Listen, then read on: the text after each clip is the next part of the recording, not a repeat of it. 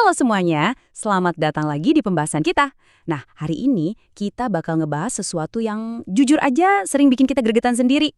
Kalian pernah nggak sih ngerawat tanaman buah di dalam pot? Udah disiram tiap hari, dijagain banget kayak anak sendiri, ditungguin sabar banget, yang keluar malah daun, daun, dan daun lagi. Asli, bikin frustrasi banget kan? Makanya, di pembahasan kali ini kita bakal bongkar habis rahasia gimana caranya bikin tanaman buah di pot itu cepat berbuah, pastinya berdasarkan data dan sumber yang udah kita kumpulkan. Coba ngaku, siapa yang pas dengar pertanyaan, tanaman buah kamu nggak berbuah-buah, langsung rasa kesindir. Tenang, kalian nggak sendirian kok. Banyak banget dari kita yang udah semangat 45 beli bibit, nyiapin pot yang bagus, tapi ujung-ujungnya malah nyerah karena buah yang ditunggu-tunggu nggak muncul juga. Ini tuh emang salah satu hambatan paling umum buat para pecinta tanaman pot. Terus, biasanya apa sih respons pertama kita kalau tanaman ngambek berbuah? Pasti instingnya langsung buru-buru nyari pupuk sebanyak-banyaknya kan? Nah, tunggu dulu. Jangan salahin pupuknya dulu. Serius deh, nambahin bertonton pupuk itu bukan solusi instan. Dan jelas bukan langkah pertama yang harus kalian ambil. Kita ini keseringan otomatis mikir, oh ini pasti kurang nutrisi nih. Padahal akar masalah aslinya tuh ada di tempat yang jauh beda. Oke, masuk ke bagian pertama, yaitu akar dari masalahnya. Gini, kesalahan fatal yang sering banget kita lakuin tanpa sadar itu adalah cuma pakai tanah biasa. Fakta dari sumber kita nunjukin kalau banyak banget orang gagal total gara-gara media tanamnya udah salah dari hari pertama. Jadi kalau kalian cuma asal gali tanah dari pekarangan, terus dimasukin ke dalam pot, ya pantas aja tanaman yang nggak mau berbuah. Itu alasan utama yang bikin prosesnya gagal. Lanjut ke bagian kedua, kita bakal bahas resep rahasia media tanam yang benar. Nah, ini dia rasio emasnya. 3 bagian yang sama rata, perbandingannya 1:1:1. Kalian wajib banget mencampur tanah, pupuk kandang, dan sekam bakar. Ketiga bahan ini porsinya harus pas 33,3%. Nggak boleh kurang, nggak boleh lebih.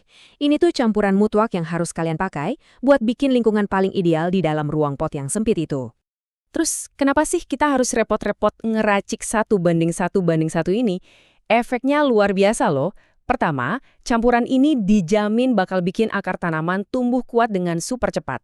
Dan yang kedua, ini yang paling penting buat nyelamatin nyawa tanaman kalian, racikan ini mencegah tanaman gampang busuk. Kenapa? Karena sirkulasi di dalam pot jadi sempurna. Logikanya gini aja, kalau akar aja udah nggak kuat dan malah membusuk, ya jangan harap bakal ngelihat ada buah yang tumbuh. Sekarang kita melangkah ke bagian ketiga nih, tentang aturan matahari dan air. 6. Angka ini wajib kalian ingat baik-baik. 6 jam itu adalah syarat mutlak, batas minimal durasi sinar matahari setiap harinya kalau kalian mau sukses.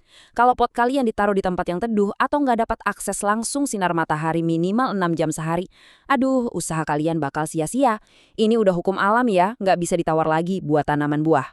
Secara biologis, alasannya gini, tanaman buah itu butuh banget panas buat memproduksi bunga. Jadi matahari di sini tuh bukan cuma sekedar ngasih cahaya terang, tapi panas yang dibawanya itu ibarat mesin utama yang mancing tanaman buat mulai berbunga. Tanpa panas minimal 6 jam tadi, ya mesin produksi bunga itu nggak bakal pernah nyala. Nah, di sini nih kita sering banget masuk jebakan karena ngasih terlalu banyak cinta ke tanaman. Kalau tanaman terlalu sering disiram atau dibiarin basah terus, hasilnya apa? Tanamannya malah asyik numbuhin daun terus dan lupa berbuah. Kondisi yang terlalu basah bikin tanaman ngerasa nyaman cuma produksi daun aja. Sebaliknya, kalau penyiramannya terkontrol, nggak berlebihan, justru itu kondisi stres ringan yang ideal banget buat dorong tanaman segera ngeluarin buah. Oke, coba kita rangkum sebentar 3 fondasi lingkungan yang udah kita bangun tadi. Langkah pertama, media tanamnya wajib pakai rasio 1:1:1. Langkah kedua, pastikan kuota sinar mataharinya tembus lebih dari 6 jam sehari. Dan langkah ketiga, tolong ditahan tangannya, jangan terlalu sering menyiram. Kalau 3 fondasi ini udah beres kalian eksekusi, tanaman kalian itu ibaratnya udah di titik siap tempur buat nerima senjata pamungkas kita. Masuk ke bagian keempat, waktu pemupukan yang sempurna. Ini aturan main utamanya, kasih pupuk cuma saat tanaman mulai berbunga. Momen ini tuh penting banget, bener-bener jendela kesempatan emas buat kalian bertindak. Ingat kan, panas matahari 6 jam tadi bakal memicu keluarnya bunga? Nah, pas banget kuncup bunga pertama itu nongol, itu adalah sinyal langsung dari tanaman kalian. Jangan buru-buru ngasih pupuk sebelum itu terjadi, tapi berikan pas banget di masa transisi pembungaan ini. Pertanyaannya, nutrisi apa sih yang paling pas dikasih pas bunganya muncul? Jawabannya, pupuk tinggi kalium. Kalium ini adalah nutrisi super spesifik yang dampaknya langsung berasa di fase pembungaan. Fungsinya buat apa? Buat mastiin dari bunga-bunga itu bakal jadi buah yang lebat banget. Dan gak cuma sekedar lebat ya, kalium ini juga yang punya tugas bikin rasa buahnya nanti jadi jauh lebih manis. Jadi, pastikan kalian nembak kalium di saat yang tepat. Dan di bagian kelima ini, kita bakal bahas gimana kalian bisa ngebuktiin sendiri hasilnya. 1-2. Yap, berdasarkan data panduan kita, kalian tuh cuma butuh waktu sekitar 1-2 bulan aja buat ngeliat perbedaan yang nyata banget di tanaman pot kalian. Di waktu yang relatif singkat ini, kalau kalian disiplin nerapin rasio media tanam dan metode perawatan yang baru aja kita bahas, tanaman yang tadinya ngambek berbuah, itu dijamin bakal mulai nunjukin hasil kerjanya. Jadi, ini ngebawa kita ke pertanyaan pamungkasnya. Apakah kamu mau ngubah kebiasaan menanam di pot mulai hari ini demi ngelihat perbedaannya dalam 2 bulan ke depan? Pilihan ada di tangan kalian nih.